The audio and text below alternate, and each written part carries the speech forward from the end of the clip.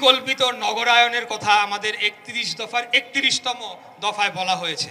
সেখানে আমরা যেহেতু ঢাকার বাসিন্দা, আমি মেয়র নির্বাচন করেছি, আপনারা সবাই ঢাকায় থাকেন, আপনারা জানেন যে ঢাকা শহরকে কীরকম বিভৎস একটা পরিস্থিতিতে এই অবৈধ তাপস নামের এক লোক, যাকে মেয়র পদে বসানো হয়েছিল, সে রেখে গিয়েছে।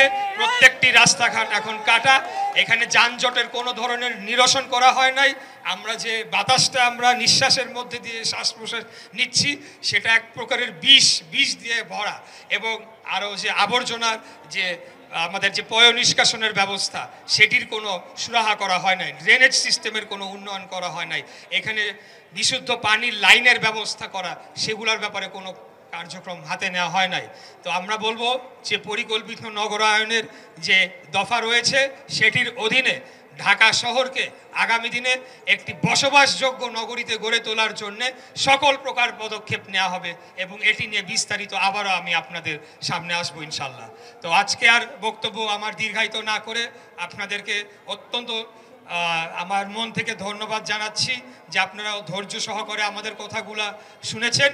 আমরা খালি এতটুকুই শেষ কথা বলতে চাই যে জনগণের সামনে প্রতিশ্রুতি দিয়ে আমরা ৩১ দফা ঘোষণা করেছি।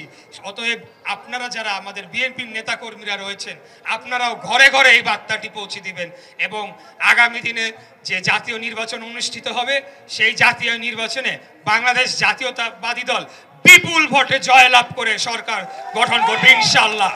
এবং আমাদের নেতা দেশনায়ক জনাব তারেক রহমানের নেতৃত্বে বাংলাদেশকে আমরা এমন একটি রাষ্ট্রে পরিণত করব, এই দক্ষিণ পূর্ব এশিয়ার মধ্যে একটি ইমার্জিং টাইগার একসময় নাম হয়েছিল, সেই টাইগার এখন বড় বাঘে পরিণত হবে। কেউ আমাদেরকে রক্তচক্ষু দেখাতে পারবে না, বাংলাদেশের স্বাধীনতা সার্বভৌমত্ব অক্ষুণ্ণ থাকবে। আপনারা আরেকটি বিষয় যেটি অত্যন্ত গুরুত্বপূর্ণভাবে লঙ্ঘিত হয়েছে, সেটি হচ্ছে বাংলাদেশের জনগণের মানবাধিকার। ইতিপূর্বে আপনারা দেখেছেন যে গুম, খুন, ক্রসফায়ার, মিথ্যা মামলা, এমন কোনো হেন কাজ নাই যেটি এই খুনি হাসিনার আমলে করা হয় নাই তার ফ্যাসিবাদী তার ক্ষমতাকে টিকিয়ে রাখার জন্যে। এটির বিরুদ্ধে আমাদের ৩১ দফায় যেটি বলা হয়েছে, এটির বিরুদ্ধে কঠোর অবস্থান নেওয়া হবে, এবং ইউনিভার্সাল হিউম্যান রাইটস অর্থাৎ জাতিসংঘ কর্তৃক যে নীতিমালা রয়েছে ইউনিভার্সাল হিউম্যান রাইটস, সেটিকে প্রতিষ্ঠিত করা হবে বাংলাদেশে, যাতে আর কোনোদিনও একটি গুমের ঘটনা না ঘটে। আর হাসিনার ফ্যাসিবাদকে কায়েম করার জন্যে এবং সেটিকে টিকিয়ে রাখার জন্যে যেই ধরনের বড় বড় কর্পোরেট কোম্পানিগুলা এবং মাফিয়ারা যারা আজ পর্যন্ত তারা বিদ্যমান, তাদের প্রত্যেকের দুর্নীতির শ্বেতপত্র প্রকাশ করা হবে, তাদের পাচারকৃত অর্থ বাংলাদেশের মাটিতে ফেরত আনা হবে, এবং তাদেরকে আইনের আওতায় এনে সে যত বড় ভূমিদস্যু হোক না কেন, যত বড়ই অন্য মাফিয়া হোক না কেন, তাদেরকে আইনের আওতায় এনে তাদেরকে জেল হাজতে পাঠিয়ে সেই বিচার নিশ্চিত করা হবে, এবং বাংলাদেশের সম্পদ বাংলাদেশে ফেরত আনা হবে। এই স্বাস্থ্য খাতে কি ধরনের দুর্নীতি লুটপাট হয়েছে, করোনার সময় হয়েছে, বিভিন্ন সময় হয়েছে, সেটা আমাদের কারোরই অজানা নয়।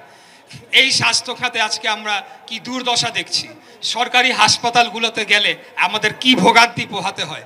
সেখানে বারান্দার মধ্যে অনেক সময় দেখা গিয়েছে ডেঙ্গুর প্রকোপ বেড়ে গেলে বা অন্য কোনো মহামারীর সময় কোনো আমাদের যে রোগীরা রয়েছে তাদের কোনোদিনও একটা ক্রসফায়ারের ঘটনা না ঘটে, আর কোনোদিনও বিনা অপরাধে কোনো নাগরিককে পুলিশ ধরে গিয়ে হয়রানি না করতে পারে, রিমান্ডে নিয়ে টর্চার না করতে পারে, সেটার জন্য যথাযথ আইন সংশোধন করে পদক্ষেপ নেওয়া হবে। স্বাস্থ্য কমপ্লেক্সের নামে আপনারা দেখেছেন যে হাজার হাজার টাকা বরাদ্দ হয়েছে, কিন্তু আসলে স্বাস্থ্য কমপ্লেক্সের ছাদটা পর্যন্ত লাগানো হয় নাই, চালটা পর্যন্ত লাগানো হয় নাই।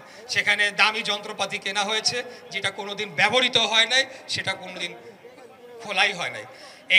এই স্বাস্থ্য খাতে বৈপ্লবিক পরিবর্তন আনার জন্য ৩১ দফায় কার্যক্রম রাখা হয়েছে, এবং এখানেও আমাদের বাংলাদেশের বাজেটের অন্যতম ৫% বরাদ্দ রাখা হবে, এবং সবার জন্য স্বাস্থ্য এরকম নীতি গ্রহণ